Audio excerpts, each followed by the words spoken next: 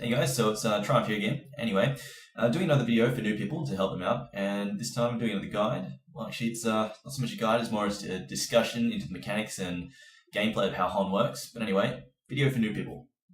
So today we're going to talk about the HoNconomy. Now, there's a saying that money wins wars. It's no surprise that in the last 2 decades, Iraq has had its butt kicked twice. You know, when Iraq spends around $9 billion a year on defense, and then you've got the US who spends $740 billion. It's a pretty big difference. And it's no difference in HoN. There's no difference in HoN. The team with more money is generally a team that's going to win.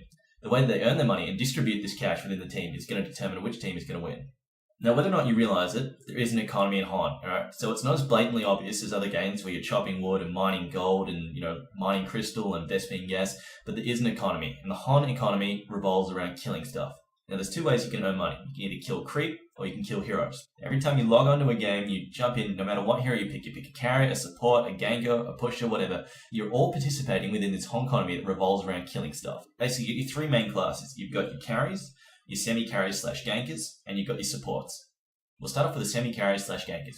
Basically, their job is not so much to earn money, but to take money off the other team and redistribute it to their team. So you've got heroes like Devour, right? His whole goal in life is not to earn money so much as to find the enemy carry and steal money off him. So you can see here, we've got Devour, he's roaming, he's down wild, so that's an enemy carry. He doesn't want him to buy items, doesn't want him to have money to buy them, so he goes to mid and kills it. It's a pretty simple concept. If the carries don't have money, they can't spend it on items to kick your ass with. These semi-carries, gankers, are also known as semi-carries because they have other utilities. Take Valkyrie or Defiler. Defiler, she's got another utility, it's pushing, but if she gets enough money, she gets enough farm, she can turn into a semi-carry and, win team fights and be, the driving force behind team fights and win it for a team. These semi-carries, they don't need as much money as a hard carry to be effective, but they still do need to do a little bit of farming. So you'll see semi-carries in the downtime when they're not ganking or pushing or whatever, they'll be farming. But they're not like a hard carry, it needs to sit in the lane and farm and rice until the end of the game, until they're ready to come out and, blow people's faces off. A carry's whole goal in life is to earn as much money as he possibly can in a short frame of time, and then take that money and spend it on items that will help him kill his opponents. But there's also another thing they can do with their money. Just like in the real world, you can spend money to earn money. So you've got items like, you've got farming, these items that are known as farming tools. You'll have the softer farming tools, which also are handy in a fight. You've got things like a rune axe or a charged hammer or a thunderclaw. Those are soft farming tools. They're good to farm with, but they're also good in a fight. You've got items like Alchemist Bones and Post Haste. The primary goal of getting an Alchemist Bones or a Post Haste early is to help you farm. Post Haste will let you teleport around from lane to lane, dodge enemies, and really get your farm on quickly. On the other hand, an Alchemist Bones will radically increase the amount of gold you get by using it on creep, specifically if you use it on catapults or catmen or minotaurs. Now the thing about these farming items is, you need to get them as early as you possibly can. If you spend 30 minutes just trying to get a Post Haste or an Alchemist Bones, you're doing it wrong. You need to get an Alchemist Bones, like an Alchemist Bones in particular, you need to get it really early. You want to get this before 9 minutes. You can see from this Malik in here, he's picked up his Alchemist Bones very early. He's rushed it straight away and picked it up in 6 minutes. If we're going through this game, we can see that this Malikan, by 20 minutes, he's rocking all sorts of items. A mistake I see noobs do a lot is they'll, buy their boots, upgrade them to steam boots, then maybe get Sustainer, and then try and build Alchemist Mode. They should not do that. You should never, ever, ever try to do that. If you're getting those Alchemist Bones, after 9 minutes, that's a terrible idea. If you get your Alchemist Bones at 20 minutes or 30 minutes, you need to actually then have time to farm with these items to get them to bring you dividends. They need to actually have time to work back their cost and then earn you more. And if you get it at 30 minutes, your team doesn't want you farming for another 10 minutes. They want you to be ready to fight by 30 minutes. If you're not ready to fight by 30 minutes, you've done it wrong.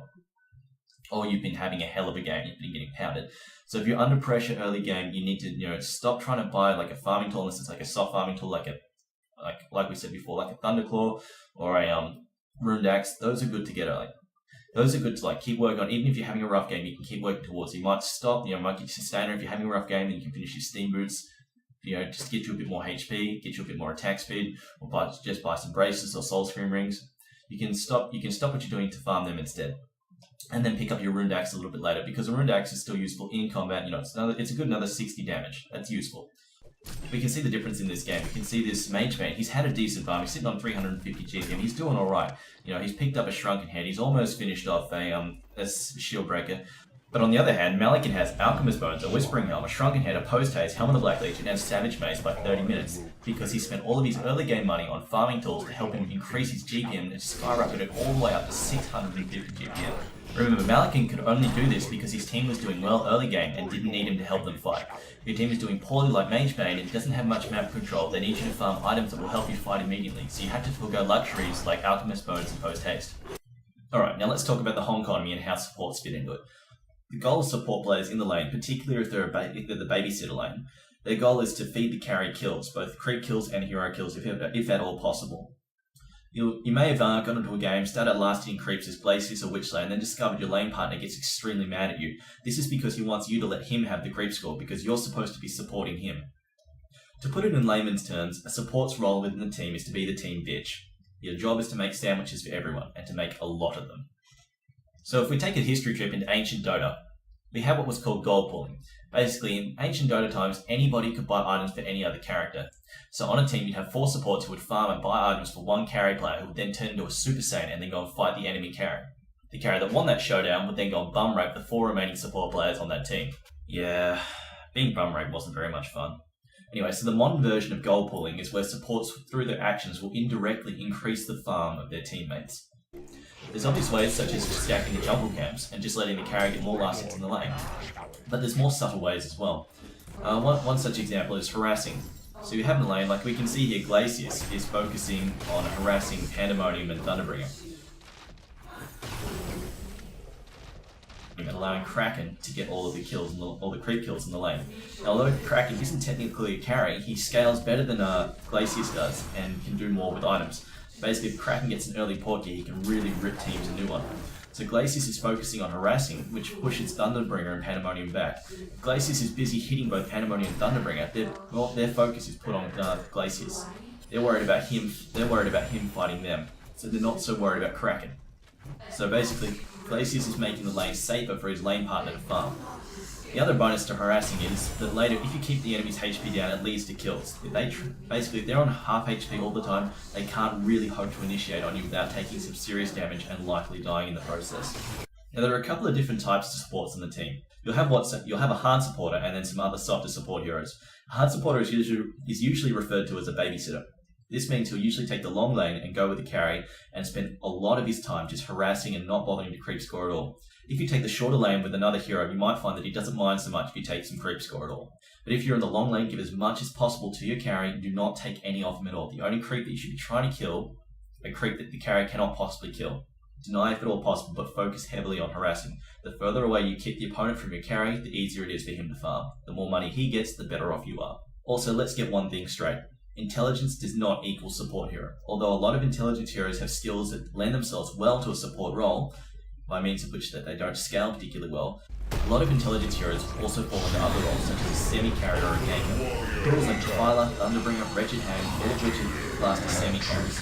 Thunderbringer in particular is a very strong gamer, and if you give him sufficient farm, he can scale into a very decent threat late game. The reason it's desirable for one support on the team to do most of the support work is because half items are less useful than completed items. For example, say if you had a Voodoo Jester and a Glacius on the team, so you want at mid-game with a Voodoo Jester who's got half an Astrolabe and a Glacius with half a Gnome's Wisdom. That's not particularly helpful item-wise. However, if Glacius takes over all of the warding duties and most of the supporting duties, then Voodoo Jester is free to farm up an early Astrolabe, which can really help out the team in clutch situations. Wards are also incredibly important to a team. We can see here that I've placed a ward at the top rune and it spots 2 enemy heroes from the Hellborn team coming to gank Soulstealer at mid. Soulstealer sees the incoming heroes and instead of being ganked, he backs off and saves money, denying the enemy money and experience from a successful gank. And we can see here I've also placed a ward at the bottom rune. This spots Hellbringer coming bottom to gank Glacius and Swiftblade. We see him come to the bottom rune, pick up a double damage and then head away. So immediately we back off and head back to the safety of our tower. We know there are 2 enemies there plus Hellbringer with a double damage. If we hadn't backed off we would have died. But using this information we know where the enemy is. We know that he's hiding behind the trees and trying to kill us. We communicate to our team, tell them to rebot and call for help. In the end, the enemy team pushes, we receive support from Rampage and trade 2 kills for 1 death and successfully defend our tower. In the end, it's a net win. And when you think about it, I've just spent 200 gold on 2 wards. And in the end, I've saved Soul Stealer from dying, myself and Swiftblade from dying. That's 750 gold which saved from dying. At the same time, we managed to take out 2 heroes and defend a tower. So as you see, the 200 gold spent on wards by the support player has a massive effect on the flow of cash within the HoNconomy. Wards are excellent for setting up games. We can see here Witchslayer has just placed a ward and now he's backing off. And not 3 seconds after we back off, we see Nighthound appear in the jungle farming away. A few seconds later, we've set up a successful gank and Nighthound goes down. That ward placed by support Witchslayer has allowed our ganker to take money off an enemy carry. Wards may only provide limited vision, but they telegraph enemy movements. Even though you might not be able to see where an enemy is, if he walks past a ward, you can often tell where he's going. Here we can see Nighthound farming away in the jungle. Even if our invisible polywog hadn't been here, we would have been able to tell exactly where Nighthound has been farming a medium camp, and now he's heading to the hard camp to continue farming the jungle. If the polywog wasn't stalking him at this point, we'd know exactly where he is. And you can see on the minimap that Soul Stealer starts pinging his location before polywog can even see it. So you can see this ward has allowed us to set up another successful game on an enemy carry, and in fact snowballs into 3 successful kills on the enemy team. Constantly having the vision of an enemy team and successfully ganking them can be incredibly demoralising to play against. This is why counterwarding is also an important part of a support player's duty. Counterwarding involves finding the enemy wards and destroying them so the enemy loses vision of the map and loses map control. Alright, so to sum the HoNconomy up, carries are about getting money.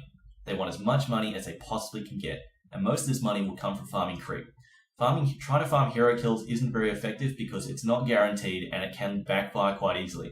Also, if you kill a hero and get 250 gold, that's only about 5 to 8 creep kill, which, a carry farming a lane, if he's got a free lane, he can rack that up, in the space of 30 seconds or so. It's not very difficult. If his support players have been stacking creep for him, he can knock it up even in under 10 seconds. However, the main point for carries is they need lots of farm. They're not effective early game, and they won't be effective late game unless they can get a decent farm happening during the mid game and early game. Semi-carries, on the other hand, do need some farm, but however, they're still effective in team fights before that. But even before they get a lot of farm, they're still incredibly dangerous to play against, and they offer a lot of utility to their team. Semi-carries who gank in particular also need to focus on taking farm away from enemy carries. Money that enemy carries don't have is money that they cannot spend on kicking your butt. On the other hand, support players do very, very little farming, but will affect the flow of gold by supporting their teammates. They might be bitches, but remember, Pimp Slayer isn't going to earn any money without any bitches. Okay, so I hope you found this video useful. Hopefully you'll have a better understanding of how teams get gold and what they should do with it. If you found this video useful, give me a thumbs up. And if you want to see more, subscribe, because I'll be doing more videos like this in the future. Also, if you're in Australia or New Zealand, I work with Netgame Radio, and we're doing podcasts for the Cybergamer ladder. So if you're in the Cybergame Open or Cybergame Invitational ladders, you can go to our forums at netgameradio.com and request casts. At the moment, most casts go up on my YouTube channel, although in the future, when we get some more people rendering videos, we might go up on other channels, in which case we'll provide links on Cybergamer and elsewhere, etc.